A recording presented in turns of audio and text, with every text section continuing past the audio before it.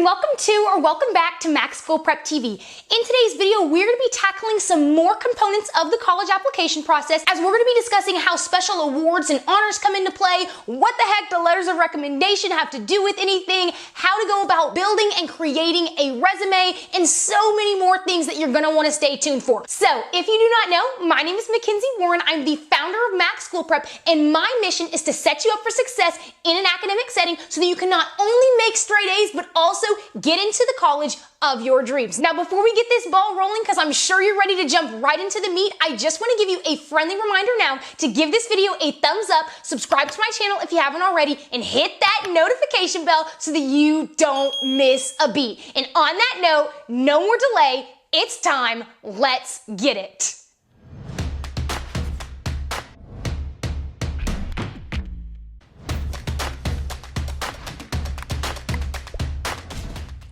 Alrighty, so jumping right into it, when applying to colleges and scholarships, you're gonna be asked to report any notable honors, awards, and recognitions that you've received throughout your high school career. With that said, I do not want you to think for 1 second that these awards and honors can only be academic. They can 100% be work-related, service-related, etc. Now, this probably goes without saying, but having at least one award to include with your application is definitely better than having no awards to share at all. So my best advice for you here is that you should put your best foot forward in every single thing that you do, because you never know when there will be some type of award or honor up for grabs. In addition, as you rack up noteworthy honors, awards, recognitions, publications, and features, you're gonna want to make sure to establish some system of organization to keep track of everything. And what I use is a Google Excel spreadsheet, so that might be something you want to consider looking into as well. Alrighty, with that out of the way, I now want to move into, yep, you guessed it, letters of recommendation.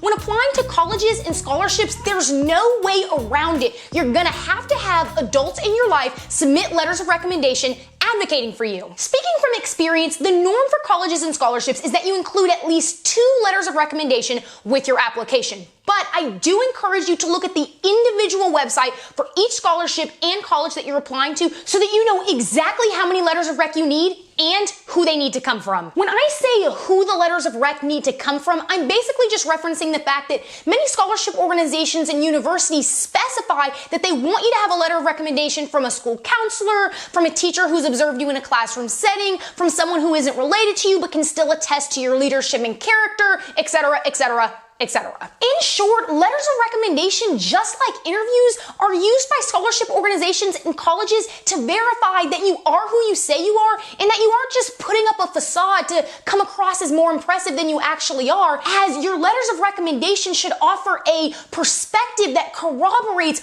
all the great and admirable things that you reveal about yourself in your application. For example, if the central theme of your personal statement and supplemental essays is how service-oriented you are, then your letters of recommendation should undoubtedly include phrases along the lines of uplifts and empowers peers, humanitarian at heart, cares about and invests in the well-being of others, always offers a helping hand, and leaves the classroom a better place. With that said, you obviously want references who truly know you and all that you bring to the table. In other words, your references should be able to speak positively about your personality, character, abilities, and assets, as well as be able to vouch for, support, and praise you with confidence. One of the worst things you can do when going through the college and scholarship application processes is ask for a letter of recommendation from someone who you know is just gonna write something super generic and vague that can really be used to describe any good student. In all honesty, your goal here should be to submit letters of recommendation that set you apart from your competition and showcase how dynamic you are, so that the people reading your application feel more connected and familiar with you, and no longer view you as just another name on some papers on their table. Trust me when I say that college admissions and scholarship grant officers really appreciate reading highly complimentary letters of rec that not only outline your successes within school from an academic, social, and leadership standpoint, but that also reference your various extracurricular engagements and work within the greater community. Some general pro tips that I want you to keep in mind when it comes to letters of recommendation is that first, you're gonna be best served to spend the summer before your senior year of high school brainstorming and deciding who you want to write letters of recommendation for your college and scholarship applications. Then I advise that you approach your potential references at some point within that first month of your senior year to see if they'd even be willing to write the letter of recommendation for you. Two big takeaways right now should be, number one, the importance of providing your potential reference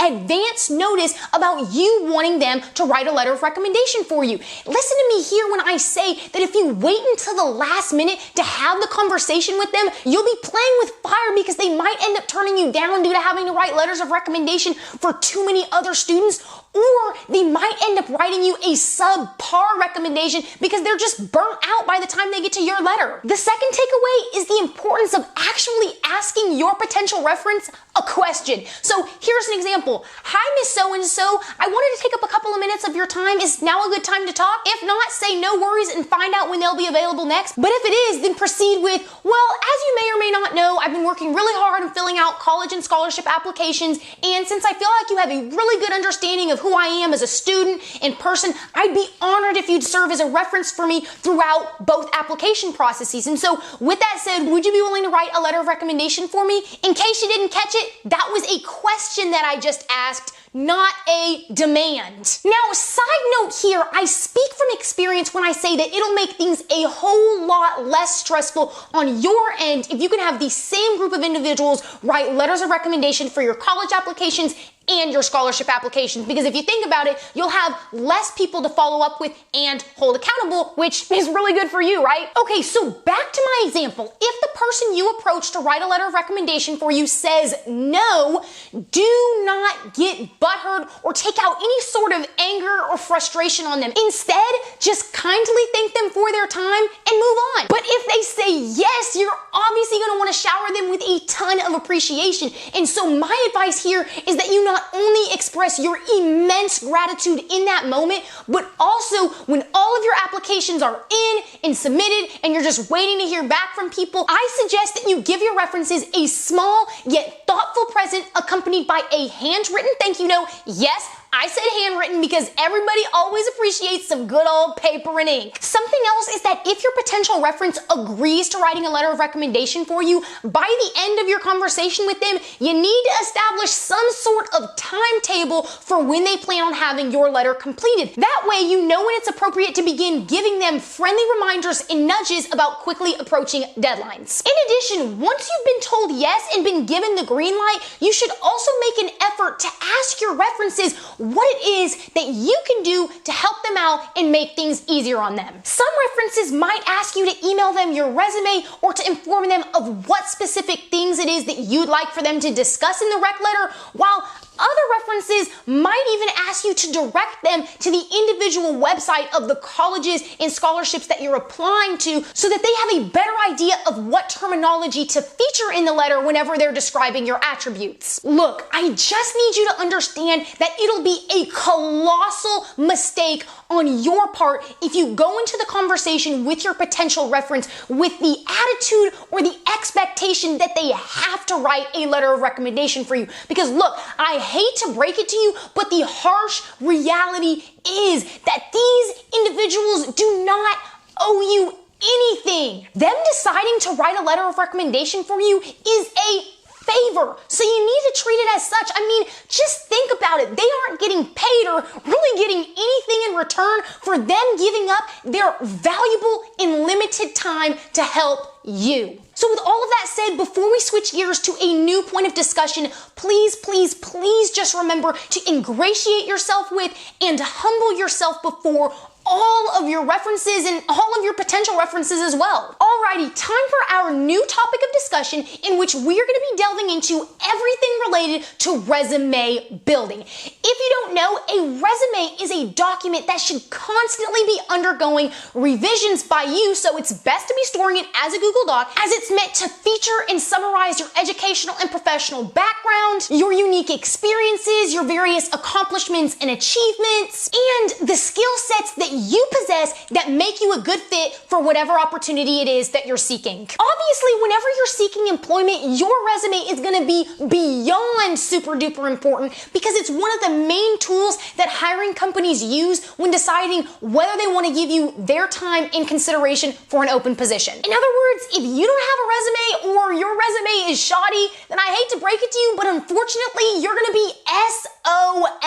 Now, I want you to understand that it's never too early to begin keeping a resume. I mean, in all honesty, the start of your high school career is probably the most ideal time to begin building one, as many scholarship organizations and colleges and universities give you the opportunity to submit a resume with your application so that they can review your leadership experiences, community service experiences, extracurricular activities, professional experiences, special awards and honors and recognitions, and also any special skill sets that you possess, all in one concentrated location. So with that, feel free to check out my high school resume that's featured on the About page of my website that I made sure to include a link to in the description below. Alrighty, so I wouldn't be surprised if right about now you're thinking about what the best way to format your resume is so that it's memorable and also makes a really great first impression. Well, you're definitely in luck because I have some great pro tips for you to keep in mind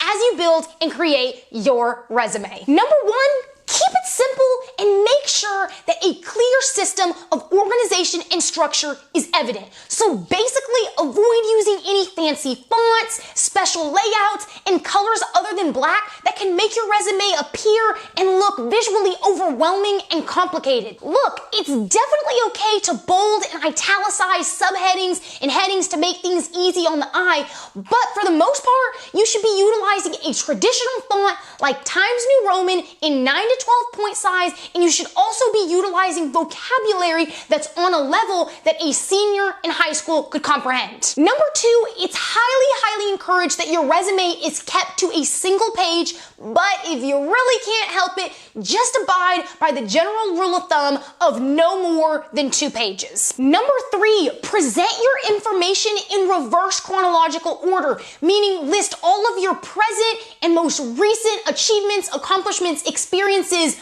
first, because if you think about it, people always want to know, what have you done as of late? Number four, when highlighting your various roles, responsibilities, and duties, avoid rambling. Because the average resume is read in a matter of seconds, yes, I said seconds, you want to make sure that you're just getting straight to the point by beginning action phrases and phrases explaining your accomplishments with verbs. And by verbs, I'm referencing words like led, managed, organized, facilitated, worked, trained, helped, etc. I think you get the point by now. Additionally, now is a perfectly good time for me to throw it out there that you should make sure to avoid making any false or misleading statements on your resume, because trust me when I say that everything in the dark eventually comes to light. And last but not least, number five, before submitting your resume to anyone, read and reread through it several times to make sure that your contact information is listed correctly, that you aren't disclosing any private, confidential, or overly personal information, and also that there are no typos or grammatical errors in your resume. Okie dokie, before we move on to the last topic of this video, I want to encourage you now to go check out the blog on my website that features 3 resume examples and details the effectiveness of each. And of course, to make things easier and more convenient for you, I made sure to include the link to this blog in the description below, so go check it out. On the downhill of this video, I'd now like to briefly discuss the importance of creating a LinkedIn profile, because I truly feel that it would be an injustice not to talk about this since we've already thoroughly gone over resume building. In short, the purpose of having a presence on LinkedIn is so that you can create a profile of your professional experiences, career goals, and skills so that you can network with colleagues, professionals, and classmates, and so that you can look for a new job, as it's a social media platform often used by recruiters and employers alike. You might consider making a LinkedIn account the second semester of your senior year or right before starting your freshman year of college, But if you want some more information on how to go about creating an effective LinkedIn profile, be sure to check out the supplemental links I included in the description below. And on that note, we have officially wrapped up this video in which we definitely talked about a wide array of topics that are not only gonna set you up for success in the college application process, in the scholarship application process, but also in your professional life. So you should definitely get excited and feel well prepared for what the future has in store for you. And with that, I just wanna give you a friendly reminder now to give this video a thumbs up if you didn't do it at the beginning, subscribe to my channel if you haven't already, and hit that notification bell so that you can stay in the loop with everything that I have to offer. And I will be sure to see you very soon. Alrighty,